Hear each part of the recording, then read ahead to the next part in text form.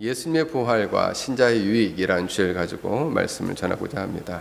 45문 제가 문제를 읽으면 여러분들이 답을 읽으시기 바랍니다. 그리스도께서 부활하신 일로 인하여 우리들은 어떠한 유익을 누립니까?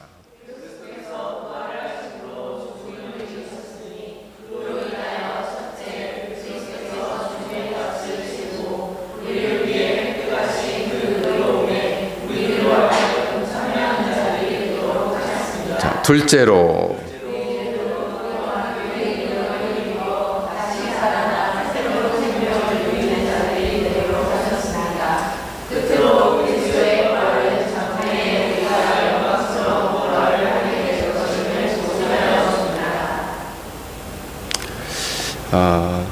이번에 이제 8월부터 우리 주일 예배당을 이전하게 되는데, 이 주일 예배당이 74년 된 건물입니다. 성공회에서 세운 거고, 74년 됐으니 사실 좀 건물 전체적으로는 많이 낡았죠. 그래서 감사하게도 이번 주중에 그쪽 성공회 측 이사회에서 회의를 해가지고 우리가 이제 밖에 그 페인트 칠하는 거, 또 안에서 그 벽면이랑 또 몰딩이랑 또 색깔 칠하는 거, 그다음에 이제 에어컨 또 교체하는 거, 또 조명이나 스피커 설치하는 이런 모든, 또 커튼도 교체하는 거, 이 모든 것을 허락을 해줬습니다. 그래서 물론 이제 아직 시작은 안 했지만은 그 벨로 목사님을 만나서 그쪽에 주중에 쓰는 사람들이 있으니까 그 시간들을 피해 가지고 언제 공사를 해야 될지 그쪽 수석 목사님과 이제 상의를 해야 될 텐데, 저는 머릿속으로 한번 그림을 그려봐요. 우리가 이렇게 색깔을 칠하고 저렇게 색깔을 칠하고 테두리에 저렇게 파란 블루 스카이 색깔을 쫙 칠하면은 교회가 얼마나 깔끔해 보일까. 올해 성공의 색깔은 하얀색이랍니다. 하얀색. 그래서 모든 건물을 다 하얀색으로 칠하는데, 거기에 시원하게 우리 교회 색깔인 그 블루 스카이를, 테두리를 쫙 교회당을 한번 넣으면 교회가 어떤 모습일까. 전에 이제 썼던 그 예배당을 썼던 분들은 그냥 그대로 뭐 새카만 것이 때가 묻든 어쨌든 그냥 그대로 썼던 모양인데, 이제 저희가 입주하면서 저희는 또 저희 공동체로서의 또 정체성을 또 확립하고자 이렇게 색깔을 칠하고 깔끔하게 하면 그 예배당이 너무 예쁘고 우리 성도들이 정말 기쁨으로 입당해서 예배할 수 있겠다, 이런 생각을 했습니다. 그래서 여러분들 그 교회에서도 또 그 교단에서도 이렇게 새로 된 모습을 보고 정말 예배를 드리는 사람들이 달라지니까 예배당도 완전 새로워졌구나라는 생각을 가질 수 있으리라 생각을 합니다. 마찬가지로 우리의 인생도 죄로 말미암아서 원래 우리 인생들이 더럽고 그리고 악한 인생을 살아가지만, 우리가 부활하신 예수님이 우리 인생의 주인이 되면 인생의 주인이 바뀌게 돼요. 그러면서 그 인생이 완전히 새로운 삶, 그리고 새로운 능력을 발휘하고 새로운 삶으로 변화되게 된다라는 것입니다. 이전 것은 지났으니 보라, 새 것이 되었도다. 너희는 누구든지 그리스도 안에 있으면 새로운 피조물이라 말씀하고 있습니다. 근데 이제 가끔씩 그런 생각을 합니다. 정말 우리가 그리스도 안에 있어서 이전 것은 지났고 옛날 것은 없고 정말 새로운 피조물로 변화됐는가? 아직도 옛 본성대로 행하고 옛 성질대로 행하고, 그리고 아직도 거듭나지 못한 모습을 가지고 우리가 그리스도 안에 있는 새로운 피조물이라고 말하고 있지는 않는가를 우리는 늘 생각해 봐야 한다. 그럼에도 불구하고 오늘 본문을 보면은 예수 그리스도의 부활이 신자에게 주는 놀라운 세 가지 유익이 있다는 거예요. 첫 번째는 예수님께서 부활하심으로 죽음을 이기셨으니, 그로 인해서 첫째로 그리스도께서 죽음의 값을 치르고 우리를 위해 획득하신 그 의로움에 우리들로 하여금 참여하게 한다. 그리스도의 부활로 말미암아 획득하신 그 의로움에 우리로 참여하게 한다는 거예요.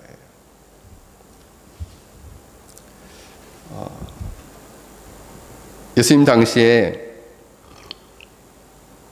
많은 사람들은 생각했습니다. 뭘 생각했냐면 예수님이 원래 율법에는 나무에 매달려 죽은 자는 하나님의 저주를 받았다라는 그 오랜 그 율법의 내용이 있어요.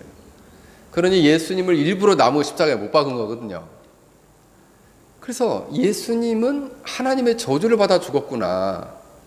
그러니 자기 죄 때문에 저렇게 죽은 것이라고 생각을 했어요. 왜? 하나님의 저주를 받고 저렇게 비참하게 죽었으니까 예수라는 사람이 하나님 앞에 큰 죄를 져서 저렇게 죽었구나라고 생각을 한 거예요.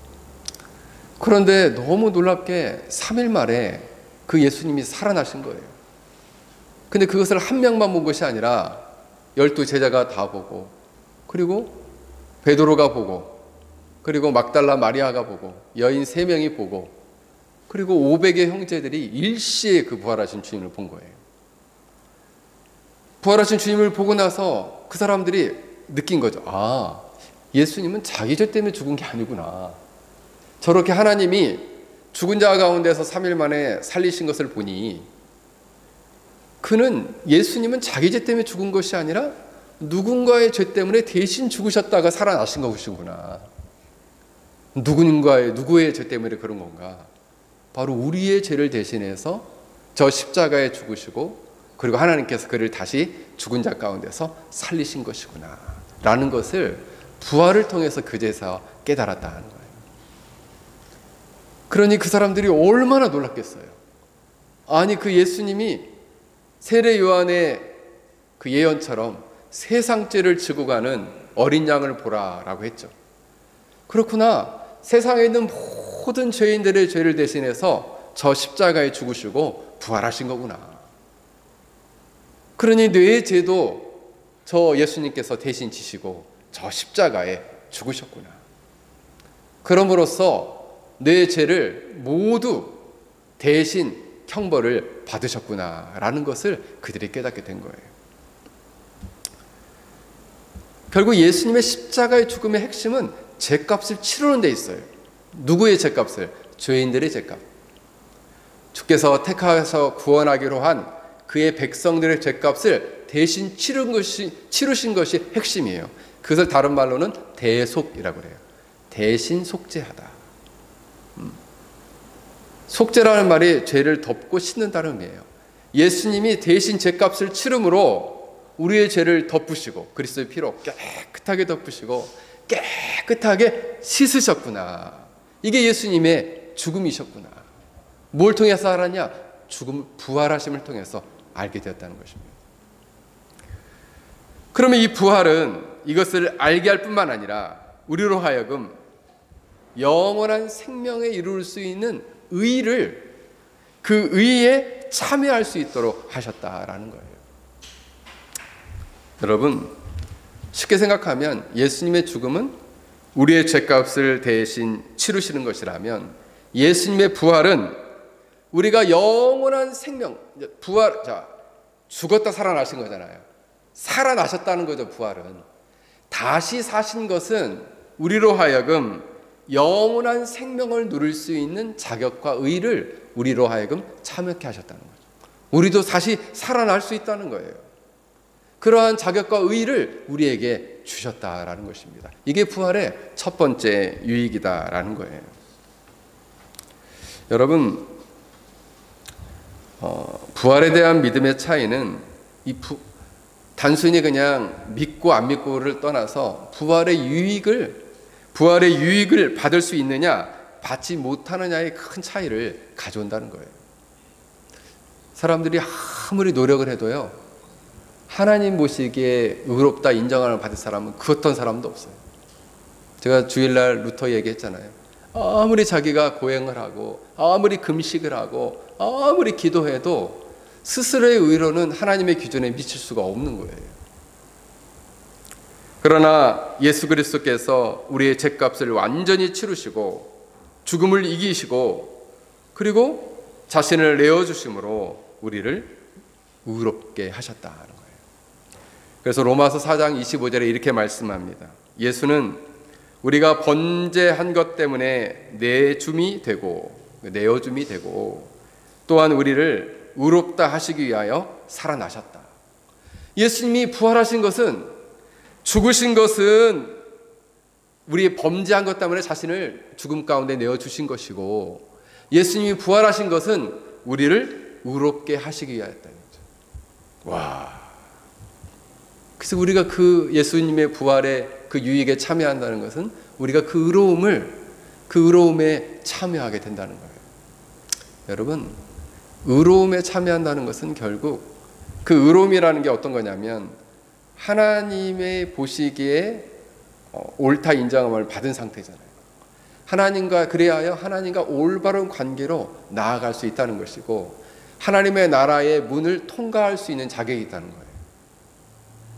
원래 우리는 없는데, 우리의 그 어떤 공로로도 하나님 나라의 그 문턱을 넘을 수 없어요. 오직 예수 그리스도의 의의를 우리가 믿음으로 받아들일 때, 그 의의를 덧입게 될 때만이 하나님 나라의 그 문턱을 넘어서 그 하나님 나라의 구원으로 들어갈 수 있다는 거예요. 그러니 얼마나 감사하냐. 그래서 예수님의 부활이 없었다면 상상도 못하죠. 상상도 못할 일이 일어나겠죠.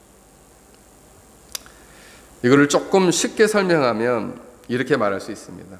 어떤 사람이 이제 그 쇼핑 중독에 빠져가지고 아주 무모할 정도로 돈을 쓰는 거죠. 그래서 저도 그런 얘기를 들은 것 같아요.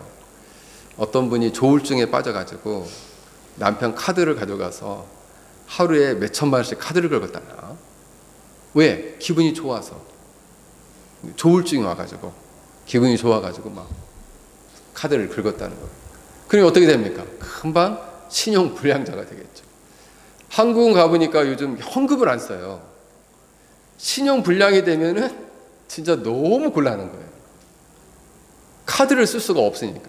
전철을 타도 카드가 필요하고, 버스를 타도 카드가 필요하고, 어딜 가도 카드가 필요해요. 한국은 신용 불량자, 이게 잔돈 내면서 살기 진짜 어렵습니다. 헌금도 거의 안 받아요. 한국은 가니까. 업종이 이렇게 빨라졌는지 모르겠는데, 그러니 신용 불량자로서 살기가 굉장히 어렵거든요. 그런데 어느 날 그의 가족이 나타나서 내가 내 빚을 모두 갚아주마. 그리고 내 이름으로 그러니까 내 가족 중에서 이제 신용불량자로서는 도저히 이 계좌 개설이 안 되니까 내 이름으로 된 계좌에 돈을 넉넉히 넣어서 너에게 주마라고 했다는 거죠. 그래서 돈도 갚아주고, 그리고 신용도 회복할 수 있도록 그 신용을 보증해 준다는 거예요. 스스로는 할 수 없는데, 스스로는 도대체 이 빚을 갚을 수가 없는데, 제가 돌봤던 청년은 강남에서 과외를 했는데 꽤 많이 벌었거든요. 그때 당시에 뭐 5, 600만 원 이상 벌었으니까 과외 치고는 많이 번 거예요. 근데 그때 당시 빚이 5,500만 원인가 있었어요. 근데 그 빚을 못 갚더라고. 이자가 불어나고 하니까 좀 갚을 것 같은데 못 갚아요. 몇 년이 지나도 못 갚아.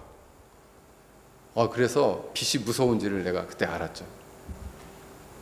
이 빚이라는 것은 정말 무섭구나. 그래서 제가 우리 애들 대학 갈 때 그랬습니다. 절대 급전을 쓰면 안 된다. 어디 가서 카드비 쓰면 안 되고, 부족하면은 엄마 아빠한테 얘기해라. 빈대서 이렇게 하지 말아라. 응? 큰일 난다, 큰일 나. 단단히 교육을 했습니다. 단단히 교육. 응? 남의 돈 무서운 줄 알아야 된다. 응? 여러분, 우리가 죄로 말미암아 하나님 앞에서 빚진 인생이 되었는데, 예수님께서 이 땅에 오셔서 십자가에서 우리의 모든 죄값을 치르시고 그 죄값을, 그 죄로 말미암는 그 빚을 갚아주셨다는 거예요. 뿐만 아니라 예수 그리스도가 이루신 완전한 신용, 그 의의를 우리에게 주셨다는 거죠. 그러므로 말미암아 그 어떤 사람도 하나님 앞에 당당하게 의롭게 설 수 없었는데, 우리로 하여금 하나님께 당당하게 설 수 있는 존재가 되게 하셨다는 거죠. 이것이 부활의 첫 번째 유익이다라는 거예요. 두 번째 유익은 우리들로 하여금 그의 능력을 힘입어 다시 살아나 새로운 생명을 누리는 자들이 되도록 하셨다. 여러분, 베드로전서 1장 3절에 이렇게 말씀합니다. 우리 주 예수 그리스도의 아버지 하나님을 찬송하리로다. 그 많으신 긍휼대로 예수 그리스도를 죽은 자 가운데서 부활하게 하심으로 말미암아 우리를 거듭나게 하사 산 소망이 있게 하시며. 근데 여기서 우리를 부활하게 하심으로써 그 부활하심으로 말미암아 우리를 거듭나게 하시고 산 소망이 있게 한다. 이거를 이제 이 개역 개정에서는 의미가 잘 와닿지 않아요. 근데 이거를 우리말 성경에서 가져보면 이렇게 표현해요. 죽은 자 가운데서 예수 그리스도께서 부활하심으로 우리는 새 생명을 받은 것입니다. 예수님이 부활하심으로 말미암아 우리가 새 생명을 받았다. 죄값을 치러주심으로 우리가 죄 용서함을 받고, 그죠? 예수님이 부활하심으로 우리에게 새 생명을 받았다. 로마서 6장 4절에도 동일한 말씀이 있습니다. 그러므로 우리가 그의 죽으심과 합하여 세례를 받음으로 그와 함께 장사되었나니 이는 아버지 영광으로 말미암아 그리스도를 죽은 자 가운데서 살리심과 같이 우리로 또한 새 생명 가운데 행하려 함이니라. 죽은 자 가운데서 살리신 것과 같이 우리 또한 새 생명 가운데 행하게 하려 합니다. 예수님의 부활이 있기 때문에 우리가 새로운 생명을 가지고 새로운 삶을 살 수 있게 하셨다는 거예요. 이것이 부활의 두 번째 놀라운 유익이라는 거죠. 에스겔서 37장에 보면은 하나님께서 에스겔에게 어느 골짜기를 데려갑니다. 그리고 환상을 보여줘요. 그 환상 속에서 골짜기를 보여주는데 거기에 마른 뼈들이 가득했어요.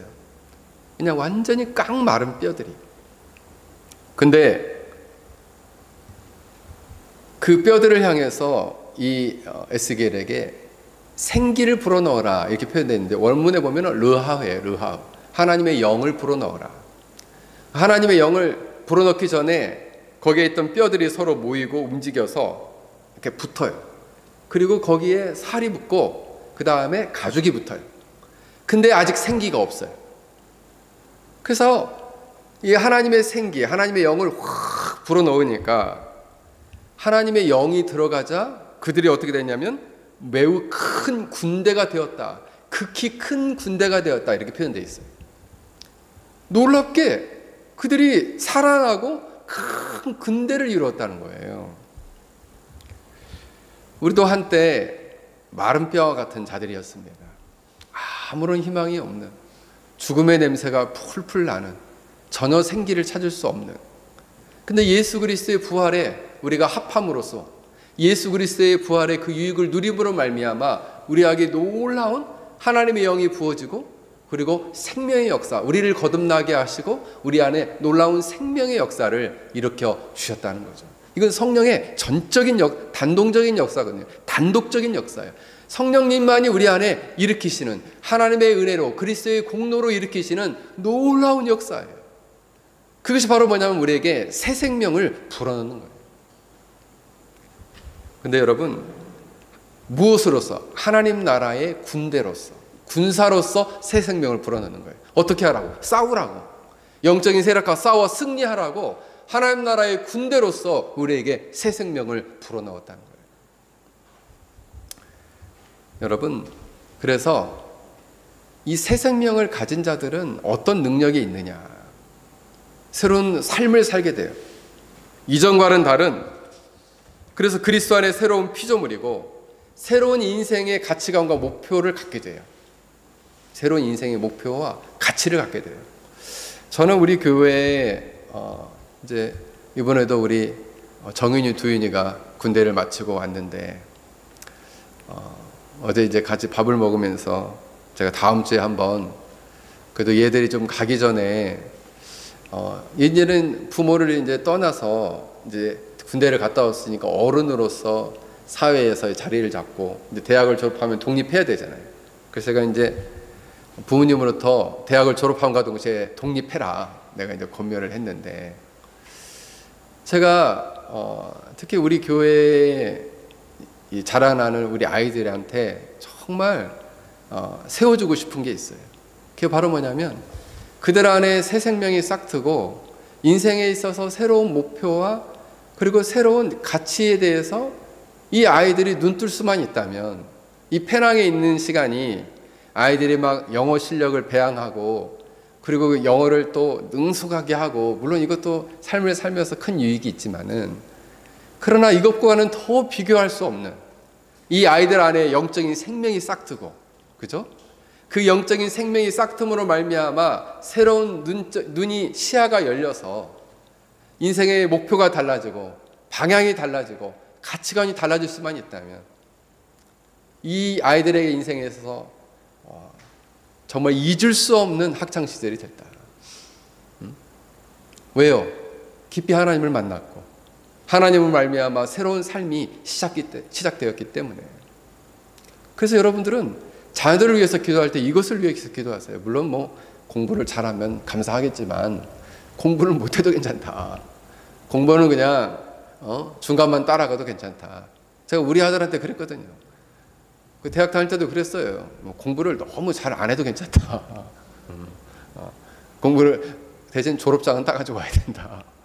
근데 저희는 집사람이나 저나 늘 가지고 있는 생각은 얘가 하나님을 의지하고 하나님과 동행하면 하나님이 가장 선한 길로 이 아이의 인생을 인도하실 거라는 확신이 있어요. 그래서 여러분들 자녀들이 공부 못해도 너무 낙심하지 마십시오. 예. 왜요? 하나님을 의지하고 살면 돼요. 하나님의 복을 몰고 다니는 사람이면 돼요. 아니 하나님이 복을 주시겠다는데 그 누가 막을 수 있겠어요. 근데 이 아이가 영적인 생명이 싹트고 새로운 삶의 목표와 방향과 가치를 추구하는 아이로 성장해 간다면 그 얼마나 감사한 일인가. 그리고 그냥 단순히 그 새로운 삶을 시작할 뿐만 아니라 살 수 있는 능력 또한 주신다는 거예요. 어떤 능력? 새로운 능력을 주신다는 거죠. 그 삶을 살아낼 수 있는 능력을 주신다는 거예요. 할렐루야. 어떤 능력을 주시느냐? 예전에는 도저히 용서할 수 없는, 용서가 안 되는 그런 거 있잖아요. 남편들을 볼 때도 용서가 안 되는 지점이 있잖아요. 용납이 안 되는 지점. 근데 그 지점이 어느 순간 물처럼 녹아지는 거예요. 그리고 용납하고 용서할 수 있는 마음이 생긴다는 거예요. 그 능력이 생긴다는 거예요. 사랑할 수 없는데 도저히 이 사람은 내가 도대체 사랑할 수 없을 것 같은데 내가 싫어하는 거를 너무 많이 갖고 있어. 그런 사람이 있잖아요. 하지만 사랑할 수 없지만 본성적으로는 사랑할 수 없어요.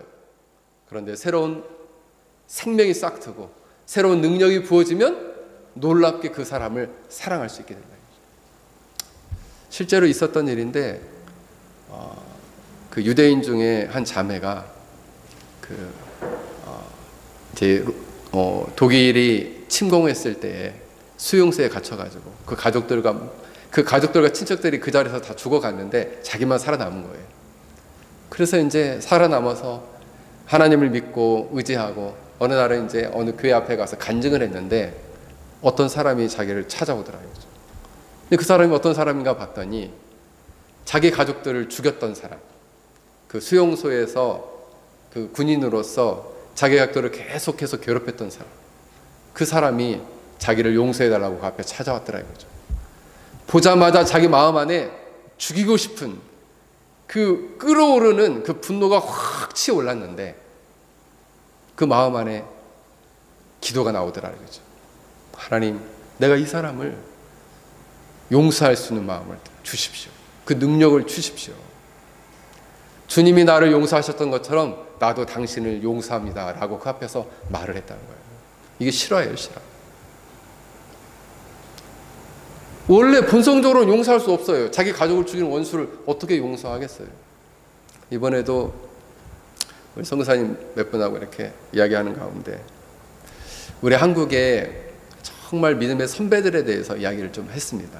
그래서 이번에도 우리 선교명의 주기철 목사님 오셨는데 주기철 목사님, 그리고 대표적으로 정말 우리가 그 인생의 우리 1세대에 정말 본받고 싶은 목회자 중에 한 사람이 누구냐면 손양원 목사님이에요. 손양원 목사님. 저는 손양희 목사님 전기를 꼼꼼하게 읽은 적이 있는데 진짜 제가 아무리 생각해도 이해하기 힘든 지점이 어떤 지점이냐면은 자기 두 아들을 죽인 그 원수를 자기 아들로 입양하는 거. 나는 이성적으로 생각하면은 정말 맨정신으로는 도저히 할 수 없는 일이에요. 그 아들을 보면 죽은 두 아들이 생각날 거 아니에요. 근데 그 전기를 보면은 손양훈 목사님이 그 사람을 양자로 입양하는 이유가 딱 하나예요. 그 이유가 뭐냐면 성경에 원수를 사랑하라. 그 말씀이 자기를 영혼 안에 떠나질 않는 거예요. 원수를 사랑하라 그 마음이 그 영혼 안에서 그 말씀이 떠나질 않는 거예요. 그러니까 그 사랑하는 마음 때문에 반란이 끝나고 다 제압이 돼가지고 이 사람을 죽이려고 이제 재판을 할 때 이 손양훈 목사님이 찾아가요. 내가 이 사람을 용서해달라. 내가 아들로 입양하겠다. 그래서 그 사람을 빼내어서 데려오거든요. 근데 그 지점이 본성으로는 불가능해요. 근데 뭐만이 가능하냐? 오늘 본문에 나오는 새로운 생명, 새로운 능력만이 가능해요. 용서하고 사랑할 수 있는 능력. 오직 성령의 능력만이 가능하다. 많은 믿음의 선배들이 죽음을 각오하고 그 순교의 길을 어떻게 감당하며 그 사명을 감당했느냐. 그 사명을 감당할 수 있는 능력을 줄 때 가능한 거예요. 여러분들도 마찬가지죠. 마찬가지예요. 이번에 이제 저희 집사람이 이렇게 아픈 걸 보면서 그렇구나.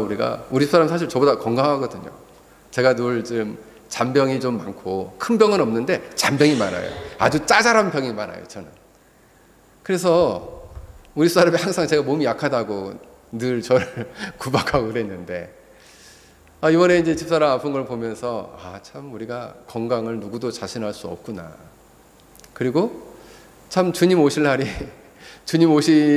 우리가 주님 앞에 갈 날이 그렇게 멀지 않구나. 이런 생각을 더 심도 있게 하게 됐습니다. 그래서 오늘 이 부활의 유익 세 번째 보면은 뭘 말씀하고 있냐면은 그리스도의 부활은 장래에 우리가 영광스러운 부활을 하게 될 것을 보증하여 줍니다.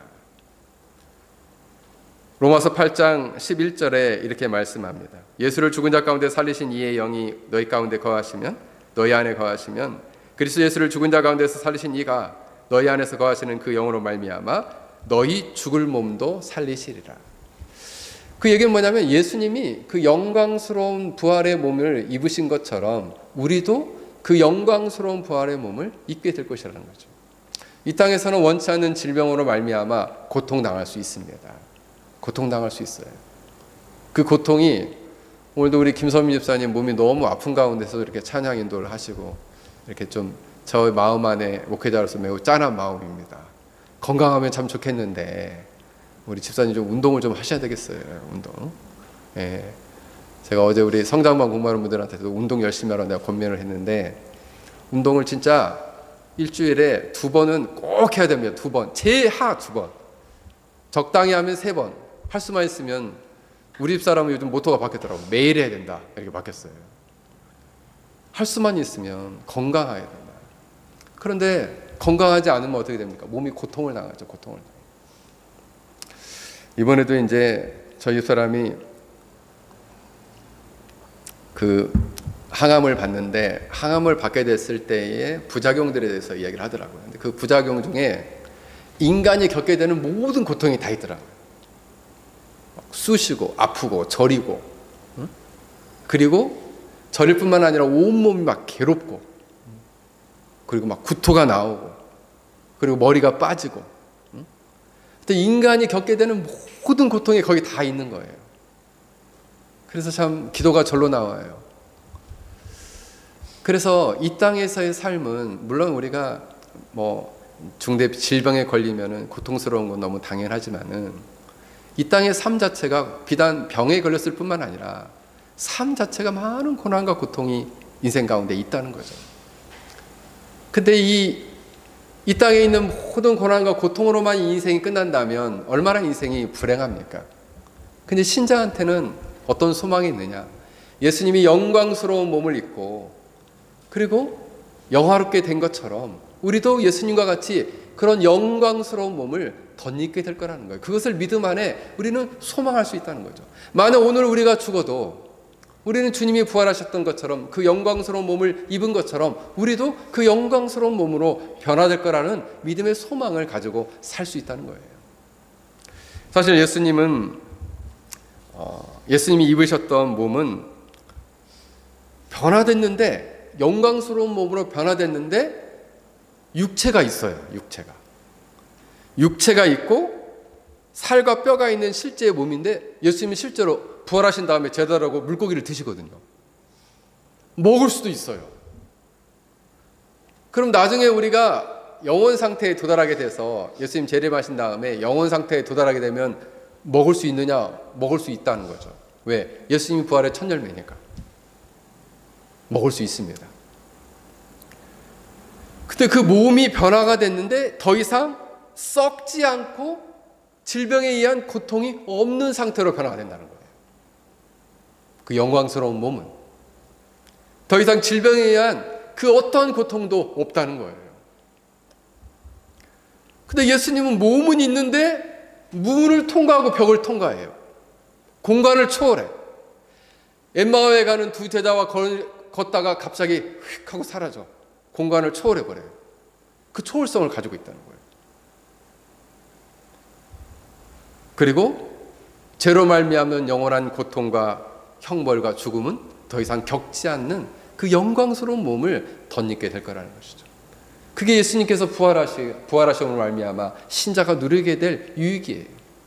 그러면 이 땅에서 우리는 때때로 원치 않는 질병으로 고통당할 때가 있지만 우리는 믿음 안에 늘 장차 임하게 될 저 땅의 것이 아니라 위의 것을 생각하고 장차 완성될 하나님의 나라를 믿음으로 바라보는 것입니다. 그러므로서 현재의 고난을 이겨내고 현재의 고난을 승리하고 그리고 믿음으로 넉넉히 이기며 나아갈 수 있다는 거예요. 사랑하는 성도 여러분, 우리의 인생은 우리가 원치 않는 또 많은 시련과 고난이 있을 때가 있습니다. 그때 우리가 낙심하지 말고 우리는 예수 그리스도로 말미암아 하나님께 나아갈 수 있는 놀라운 의에 참여하게 되었고 새 생명과 새 능력을 받게 되었고 더 나아가서는 장차 영광스러운 몸을 덧입게 된다라는 이 믿음의 사실을 우리가 고백하면서 믿음 안에 승리할 수 있기를 주의 이름으로 간절히 축원합니다.